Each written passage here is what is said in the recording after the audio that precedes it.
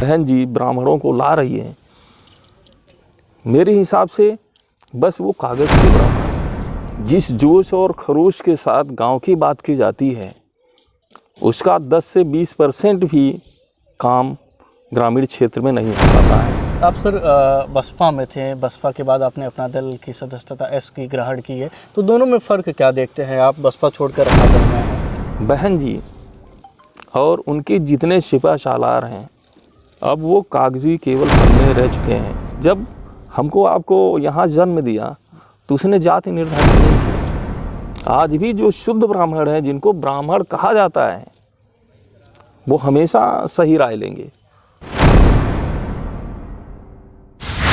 अभिनंदन स्वीकार कीजिए मेरा, मैं हूँ राज सैनी और आप देखना शुरू कर चुके हैं राजतंत्र टीवी। और हमारे साथ मौजूद हैं अपना दल एस से जेपी दुबे जी, जिन्होंने मुगरा बादशाहपुर विधानसभा से आवेदन किया है। सर आपका स्वागत है।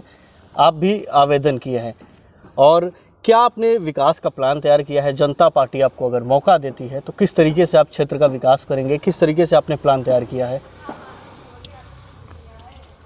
देखिए, अभी चुनाव का समय है और विकास मैं चुनाव से पहले ही लगभग अपने क्षेत्र में शुरुआत कर चुका हूँ। यदि हमें अवसर मिलता है और विधानसभा में हम पहुँचते हैं तो जो विकास का कार्य है वो हमारा काफ़ी तीव्र गति से आगे बढ़ेगा और जो हमारा विज़न है हम वहाँ तक पहुँच पाएंगे।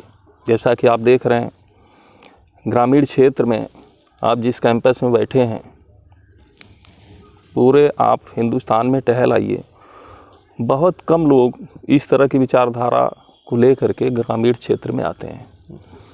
मैं गांव से जुड़ा हूं और मेरा ये मानना है कि भारत का जो मजबूती है वो गांव से ही है। हमारा आज भी बहुत बड़ा भाग ग्रामीण क्षेत्र में बचा हुआ है हमारे देश का। और मुझे थोड़ा सा इसको ले करके चिंता और नाराज़गी दोनों रही है हमेशा कि जितनी भी सरकारें आज तक आई हैं, बातें तो ग्रामीण स्तर की हर चुनाव में की जाती है, लेकिन गवर्नमेंट बनने के बाद जिस जोश और खरोश के साथ गांव की बात की जाती है उसका 10 से 20% भी काम ग्रामीण क्षेत्र में नहीं हो पाता है। मुगरा विधानसभा क्षेत्र हमारा ग्रामीण क्षेत्र है। यहाँ अभी आप रोड से आए हुए हैं, रोड की स्थिति आपने देखा है। शेष आप क्षेत्रीय हैं, जौनपुर के हैं, तो मैं मुगरा की ही बात नहीं करता हूँ। विधानसभा में चले जाएंगे तो विकास की कमियाँ ग्रामीण क्षेत्र में हर जगह आपको दिखाई देगी। मेरा अपना सोचना ये है कि इलाहाबाद में हमारा पूरा एजुकेशन हुआ, बाद में मैं शिक्षा क्षेत्र में आया और मेरा जो अंतिम विज़न है कि मैं अपने क्षेत्र को कुछ दे सकूं, यहाँ के लिए कुछ कर सकूं, इस उद्देश्य से हम राजनीति में आए हैं। आप सर शिक्षा विभाग से जुड़े हैं, आपने बताया कि आपने शिक्षा विभाग में अगर आपको जनता मौका देती है तो शिक्षा और रोजगार के लिए किस तरीके से कदम उठाएंगे? क्या आपने प्लान तैयार किया है? देखिए, इधर बीच लगभग 15 से 20 वर्षों में शिक्षा का मानक काफ़ी बदला हुआ है। हम लोग जिसमें पढ़ रहे थे उस समय लोग सरकारी सर्विस को ही मुख्य उद्देश्य बना करके शिक्षा क्षेत्र में जाते थे कि हमको सिविल सेवा में जाना है या शिक्षा क्षेत्र में जाना है। लेकिन आज बहुत बड़ा परिवर्तन आ चुका है। आज सिविल से भी काफ़ी आगे सेवा क्षेत्र जो है बढ़ चुका है। आप देखते होंगे IIT क्षेत्र से लोग विदेशों में जा कर के सेवा दे रहे हैं। तो ऐसे में हमारा ग्रामीण स्तर उस शिक्षा से पीछे जा रहा था। जब तक केवल सिविल सेवा का क्षेत्र था तो ग्रामीण स्तर से बहुत अधिक सेवा मिल जाती थी, बहुत अधिक स्टूडेंट्स सिविल सेवा में पहुंचते थे। लेकिन जैसे ही ट्रेंड्स बदला है शिक्षा का, कहीं न कहीं से गांव हमारा जो है उसमें पीछे जा रहा था। उस उद्देश्य की पूर्ति के लिए हमने ग्रामीण स्तर में एक मेट्रो सिटी की जो भी सुविधाएं हैं मैं गांव में ला करके अपने कॉलेज में दिया हूँ। हमारे यहाँ डिजिटल क्लासेस चल रहे हैं, ऑनलाइन क्लासेस कंटिन्यू चल रहा है, कंप्यूटर लैब से लेकर के जो मेट्रो सिटी की सुविधा है मैं अपने बच्चों को देता हूँ।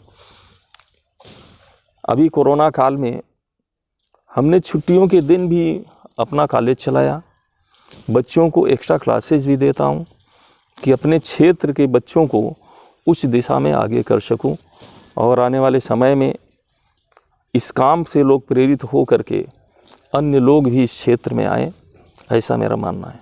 आप सर बसपा में थे, बसपा के बाद आपने अपना दल की सदस्यता एस की ग्रहण की है, तो दोनों में फ़र्क क्या देखते हैं? आप बसपा छोड़कर अपना दल में आए हैं। मैं आपको बता दूं, मैं एक सामान्य किसान का बेटा हूं और इंटरमीडिएट के बाद मैं अपनी पूरी एजुकेशन ट्यूशन कोचिंग पढ़ा करके और एक लंबा समय हमने तैयारी में अपना बिताया।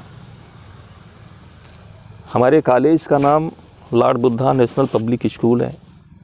मैं भगवान बुद्ध के आदर्शों में विश्वास रखता हूँ और उनके आदर्शों को अगर आप देखेंगे तो आज जो सामाजिक न्याय की बात बड़े बड़े नेता करते हैं,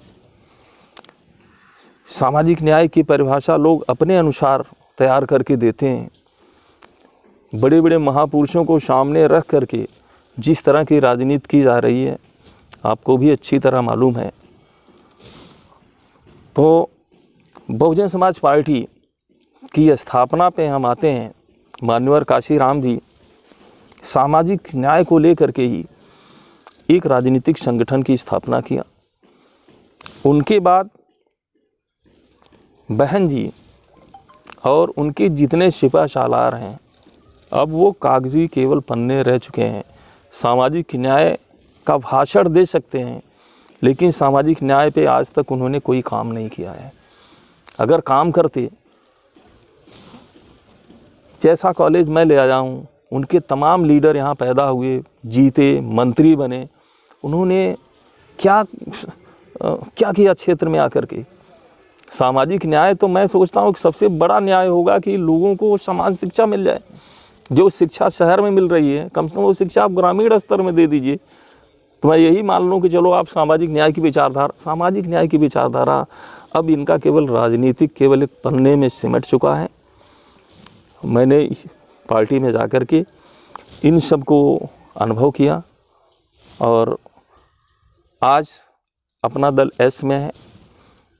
हमारी जो लीडर हैं, राष्ट्रीय अध्यक्ष हैं अनुप्रिया जी, उनको आप देख लीजिए लगभग 10 वर्षों से सक्रिय राजनीति में हैं।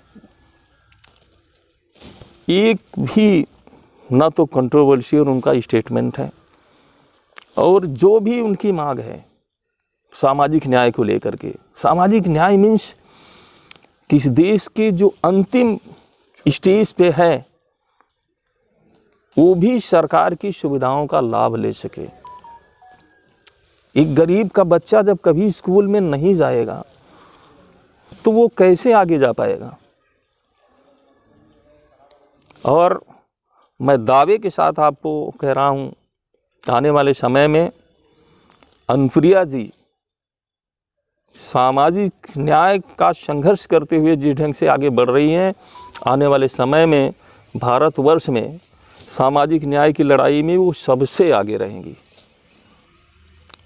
और मैं भी उसमें विश्वास रखता हूँ कि समाज का जो सबसे नीचे का वर्ग है उन सब को सरकार की सुविधाएं मिलनी चाहिए। वो हमारा जो सामाजिक न्याय है केवल लोग जात पर ही आधारित नहीं है।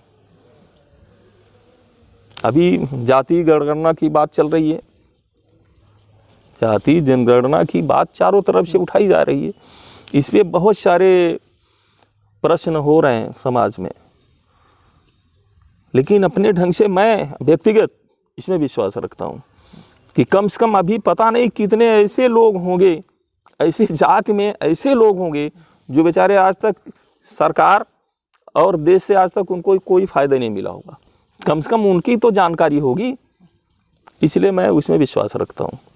आप भी ब्राह्मण हैं, कई पार्टियां जो है ब्राह्मण सम्मेलन कर रही हैं, जब चुनाव आया है तो उसको किस तरीके से देखते हैं? क्या लग रहा है कि ब्राह्मण जो है समाजवादी पार्टी में जाएगा या बसपा में जाएगा?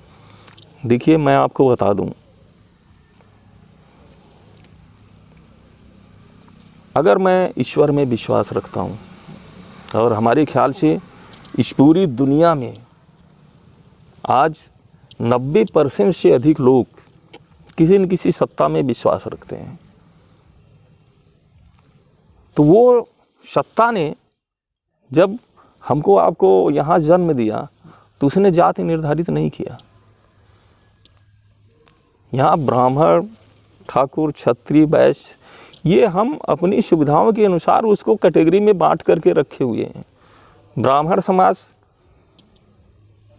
शैक्षिक क्षेत्र में जब देश आज़ाद हुआ तो सबसे आगे था और आज भी लगभग वो शिक्षा में अच्छी पोजीशन पे है। और जो सही ब्राह्मण है, शुद्ध ब्राह्मण है, ब्राह्मण की सोच रख, ब्राह्मण कौन है? ब्राह्मण किसको बनाया गया? वैदिक पीरियड में ब्राह्मण, क्षत्रिय, वैश्य, शूद्र की जो कैटेगरी की गई वो जन्म से नहीं था, वो कर्म से था। आज भी जो शुद्ध ब्राह्मण है, जिनको ब्राह्मण कहा जाता है, वो हमेशा सही राय लेंगे और परिवर्तन में उनका बहुत बड़ा रोल होगा। परिवर्तन में बहुत बड़ा रोल होगा। आज जो बहन जी ब्राह्मणों को ला रही है, मेरे हिसाब से बस वो कागज़ के ब्राह्मण हैं। आप देख लीजिएगा 2022 में हमारा ये आप रखिए, मैं चैलेंज के साथ कहता हूँ कि आप देखिएगा कि जब इलेक्शन का रिज़ल्ट आएगा तो वो जितने कागजी ब्राह्मण हैं वही बसपा को वोट करेंगे, उसके साथ जाएंगे। जो वाकई रियल हैं, वो जानते हैं कि देश कैसा होना चाहिए, देश कैसा बनना चाहिए। वो अपनी संस्कृति के लिए लगातार लड़ रहे हैं, जिनमें हमारे महापुरुष कितने अपने को बलिदान किए हैं। उनको छोड़ के कहाँ जाएंगे? ये कौन बताएगा? आप देख लीजिएगा कि ब्राह्मण की राजनीति ये लोग जो कर रहे हैं, ये ऐसे लोगों के लिए कर रहे हैं जो वाकई केवल कागज़ पे ब्राह्मण हैं। आप देख लीजिएगा, रिजल्ट आ जाएगा तो। आखिरी प्रश्न सर, अगर जनता और पार्टी आपको मौका देती है तो पहला कौन सा ऐसा कदम उठाएंगे जिससे कि सीधा लाभ जनता को हो, आपके विधानसभा के लोगों को हो? देखिए, अभी गठबंधन में सीटों का बंटवारा चल रहा है। हम अपना दल के एक सिपाही के रूप में पार्टी ज्वाइन किए हुए हैं। मेरा विकास का कार्य लगातार चलता रहेगा। 2022 में सामने ये ज़मीन में हम पैरामेडिकल कॉलेज का निर्माण शुरू करने जा रहे हैं। हमें चुनाव के लिए अगर आप प्रश्न पूछते हैं तो अगर पार्टी को लगता है कि नहीं, जयप्रकाश दुबे जी मुगरा बादशाहपुर के लिए सबसे उचित उम्मीदवार होंगे, अगर उनकी ऐसी सोच है, हमको मौका मिलता है, तो जो मेरा कार्य है ये काफ़ी तीव्र गति से आगे बढ़ेगा। और इस बार हम आपके प्रश्न में थोड़ा जोड़ना चाहते हैं। जनता पिछले चुनाव में एक ऐसे प्रत्याशी का चुनाव कर चुकी है जो कि चुने जाने के बाद कभी क्षेत्र में न तो आए न तो कोई काम किए। तो मैं इस क्षेत्र के जनता से अपील करना चाहता हूं आपके माध्यम से। मैं नहीं कहता कि जयप्रकाश दुबे ही चुनाव में आए या चुने जाएं। मेरा आपके माध्यम से अपील है, ये मौका है, आप हमारे कैंपस में बैठे हुए हैं, आपके माध्यम से अपने क्षेत्रवासियों से अपील करना चाहते हैं कि आप जब भी प्रत्याशी को चुनें तो कम से कम इसका ख्याल ज़रूर करें जो कभी भी कोई सामाजिक कार्य नहीं किया है। आप कैसे सोचते हैं कि चुनने के बाद वो करेगा? इसी में लोग भ्रम में पहुंच जाते हैं। तो इस बार ये भ्रम नहीं होना चाहिए। हमारी पार्टी अगर मैदान में आती है तो मैं अपनी पार्टी के लिए भी कहता हूँ कि अगर अच्छा प्रत्याशी है तो हम लोग साथ में खड़े हो करके उनकी पूरी तरह से सपोर्ट करेंगे। और जनता से अपील करना चाहता हूँ कि अब की बार जिसका भी आप चयन करिए तो कम से कम ये चीज़ ज़रूर ख्याल रखिए कि वो आपके क्षेत्र में समय समय पर आप दुख सुख में दिखाई दे। कोरोना का पीरियड बीत गया, एक भी नेता नहीं दिखाई पड़ते थे। तो इन सब चीज़ों को क्षेत्र की जनता को समझना चाहिए और जो बार बार धोखा उनको मिल रहा है वो ना मिले। सब लोग मिल कर के क्षेत्र का विकास किया जाए। मेरी यही आज मकर संक्रांति के दिन में मैं क्षेत्रवासियों को हार्दिक शुभकामनाएं देता हूं और ये कहता हूं कि इस बार का चुनाव वाकई मुगरा बादशाहपुर को एक नेता का चुनाव होना चाहिए जो कि हमारे क्षेत्र के विकास के लिए लगातार कार्यरत हो, हमारे क्षेत्र से लगातार जुड़ा हो। बहुत बहुत धन्यवाद सर हमसे जुड़ने के लिए। ये थे जेपी दुबे जी, जिन्होंने बताया कि सेवा किया हूँ, सेवा करूँगा, सेवा का संकल्प लेकर मैं राजनीति में आया हूँ। मेरा उद्देश्य लोगों की सेवा करना है, जो अनवरत जारी रहेगा। तब तक के लिए आप देखते रहिए राजतंत्र टीवी। बहुत बहुत धन्यवाद, आभार।